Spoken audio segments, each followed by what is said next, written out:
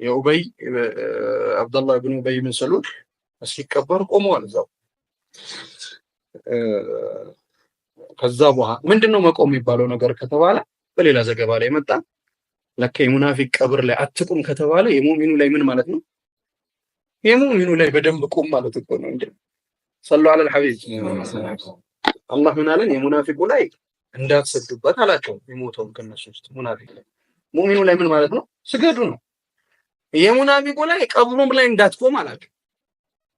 ሙእሚኑ ላይ ቆም፣ ሙእሚኑ ላይ ይቆማል ማለት ነው። ይሄ ግልጽ የሆነ የነቢያችን ሱናቸውም ተለምዷቸውም ያ ነበር። እንደዚህ ቀብሮ ተነስቶ መጓዝ መሄድ አልነበር። ቀብረው ይቆሙ ነበር። ተቀብሮ ከተጨረሰ በኋላ ይቆም ነበር። ምንድን ነው የሚቆሙ ሲሉ በሌላ ዘገባ ላይ ረሱላችን ሰለላሁ ዐለይሂ ወሰለም በዘገቡት ሐዲስ ምን ብለዋል? ልክ ከተቀበረ በኋላ ቆሙና ቀብሩ ላይ ለወንድማችሁ አኽሊሱ ለሁ ዱዓ፣ ጥርት ያለ ዱዓን አድርጉለት። ኢነሁ አልአን ይስሐቅ፣ ይሄ የተቀበረው ሰው እኮ አሁን እየተጠየቀ ነው። ሰባትን መረጋጋትን ዱዓ አድርጎ ዱዓ ብሎ ይላሉ። ቆሞ ይሄን ያደርጉ ነው። ሰሒህ ሙስሊም ላይም እንደተዘገበው ሐዲስ ሰሐቢዩ ሰይድና ዐምር ብን አልዓስ ረዲየላሁ ዐንሁ ዐምር ብን አልዓስ ረዲየላሁ ዐንሁ ከሳቸው ሲዘገብ ምን ይላሉ? እንደዚህ አይነት እውቀትን ከሰይዳችን ሰለላሁ ምን ይላሉ? ሰሐቢ ልክ የሞትኩ ጊዜ ያሏቸው ለልጆቻቸው አጠገባቸው ላሉ ወሲያ ሲያደርጉ የሞትኩ ጊዜ አጥባችሁ ከፍና ሰግዳችሁ ከፍናችሁ የቀበራችሁን ጊዜ ቀስ ብላችሁ አፈሩን ቀስ በቀስ ድፉብኛል። አትገልብጡት እንደ ገልባጭ። ስለዛ ሰን ቀስ በቀስ አፈሩን ቀስ በቀስ ሙሉ። ከዛ በኋላ በቀብሬ ዙሪያ ላይ አንዲት ግመል ታርዳ ተገፋ ስጋዋ በሚከፋፈል ያክል ጊዜ ያክል ቆዩ። ለምን? እዛ ቦታ ላይ ጭርታዬ እንዲወገድልኝ የአላህን መልእክተኞችን ደግሞ ምን እንደምመልስ እስከማውቅ ድረስ ብቻዬን እንዳልሆን ለመጡት መላእክቶች ለጠያቂዎቹ ምን እንደምመልስ ጉዳይን እስከማረጋግጥ ጭርታዬ እስኪወገድ ድረስ በእንደዚህ አይነት መልኩ አንዲ ግመል ዑለማዎቹ ሲናገሩ እስከ 2 ሰዓት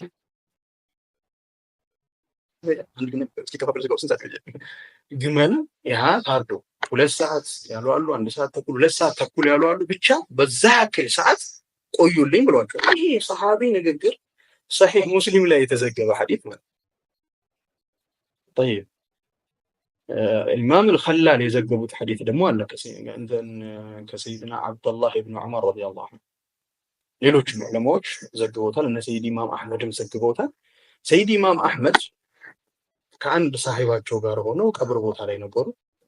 ከዛ ቀብር ቦታ ላይ ሆነው ባሉበት ሰዓት ከተቀበረ በኋላ በጭንቅላቱ በኩል አንድ አይነ በሲር ቁጭ ብሎ ቁርአን ይቀራል። ሲቀራ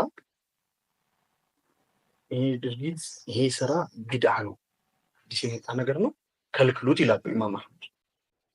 ከዛ በኋላ ይወጣሉ። ሲወጡ አብሯቸው ያለው ሳሂባቸው ወዳጃቸው እንትና የሚባሉትን ሼኽን እንዴት ታየዋል?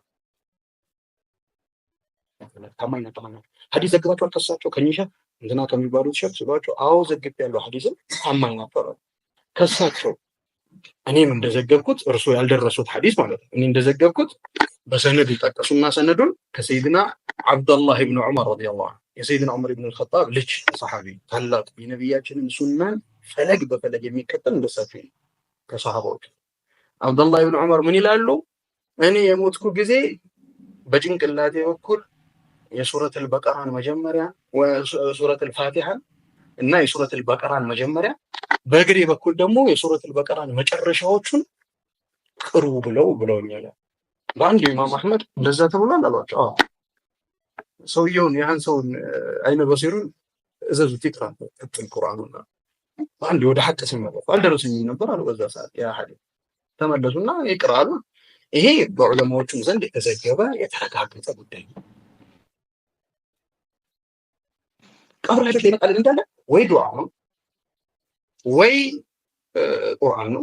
በእንደዚህ አይነት መልኩ የተዘገበ ዙሪያው ላይ የሚቆሙ እንትንን ደግሞ ጭርታውን ደግሞ የዛን ሰው ጭርታውን ከመላይካዎች ጋርም ያለውን ግንኙነትን ያን ጭርታን የሚያስወግድለትና በረካን የሚያሰፍንበት ነገር ቁርአንን የሚያክል ነገር የለም። እኔ በዚህ ዘመን ምን እንደሆነ አላውቅም። ከቁርአን ይልቅ ወሬ የተመረጠበት እንደሆነ ይጮሃል። በቃ ይሄ አሁን ያለንበት ቦታ ምክር ከተፈለገ ጥሩ ነው፣ ምክር ኸይር ነው። ነገር ግን ምክር ቦታ ላይ ያለነው ራሱ እይታው ራሱ የሚመክረን ቦታ ላይ ነው። ቀብር እዚህ ጋር ሰከን ማለት ነው የሚፈለግበት ቦታ። ለዛም ሰው ደግሞ ሰኪናን የሚያወርድ ነገር ነው። ስለዚህ መሻይኾቻችን ዑለማው ከነዚህ ሐዲሶች አንፃር እንደገና ከቁርአንና ከዚክር ከሚገኘው በረካ አንፃር እዛች ቦታ ላይ በወሬ ምናምን ተመሰለ ነው እየተባለ አሁን ሽርድም ተጀምሯል። አላውቅም ምን እንደሆነ በአንዴው ልክ ገና ቀብሩ እንደተጀመረ እዛ ጋር ቁርአን ሀገር ሰላም ነው ብሎ ቁርአን ሊጀምሩ ሲሉ እዚህ ጋር ቢስሚላህ አንዲና ንግግር ይጀምራሉ። ሁለቱንም ማድረግ የሚቻል ላኪን ለምንድን ነው እንዳይደረግ ቁርአን እንዳይቀር በእንደዚህ አይነት መልኩ የሚደረግ ነገር ትልቅ በሽታ የገባብን ዓለም ላይ መጣ። ሀገራችን ላይ ደግሞ በደንብ አሁን እየተነገረ መጣ። እኔ ደግሞ የሚያሳዝነኝ እነዛ ሰዎች እሺ በስህተትም ባለመረዳትም በጥመትም በምንም ይሄን ያደርጋል። ላኪን ያ ነገር ጫና ተፈጥሮበት የኛው አካል የራስ አካል ደግሞ በቃ ራሱ ጉዳይ ነገር ለዚህ ሰው እኮ ከዛ አሁን ከምታደርገው ከቁርአንና ከዚክር የበለጠ ደህና ነገር አታበረክትበት።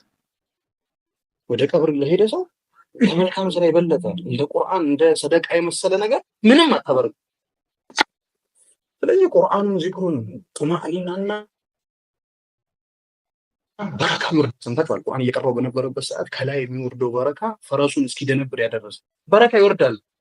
ሰኪና ጡማእኒና ይወርዳል በዚህ ነገር። ስለዚህ ያ ነገር መውረድ አይሻልም? ተዛውታል የራስ ሰው የሆነ ሼምም ይሆን ምን አላውቅም የራሱ ጉዳይም ይሆን እንደዚህ አይነት መልኩ ያን ሰው የመጨረሻ ሰዓቱን ከማስደሰት የመጨረሻ ሰዓቱን ኑር ከማድረግ ወደኋላ ተቆጥቦ የሆነ አንዱ ያወራል ይናገራል፣ ከዛ በኋላ ተበትኖ ይሄዳል።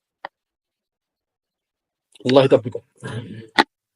ይሄ ወላ ተቁም አላ ቀብሪ ቀብር ላይ መቆም ለሰውየው ዱዓ ማድረግ ቁርአንን መቅራት ምን ያህል ሸሪዓችን ላይ እንደተመሰረተና እንዳለ ነው የሚያሳየን።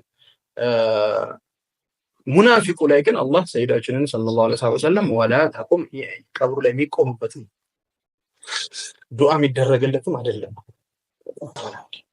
አላህ ይርሐሙ ምንም ለማለትም የሚገባው አይደለም ቦታ ስለሆነ ኢነሁም ከፈሩ ቢላህ አሁንም ደግሞት አላህ ጀለ ጀላሉ እነሱ እኮ በእርግጥ በአላህና በመልእክተኛው ካዱ ወማቱ ወሁም ፋሲቁን ሞቱ አመፀኞቹ ነው። እነሱ አመፀኞቹ በአመፀኝነታቸው በዛው በአፈንጋጭነታቸው የሞቱ ናቸው ብሎ አላህ ጀለ ጀላሉ ይሄን ሐቂቃ ነገራቸው።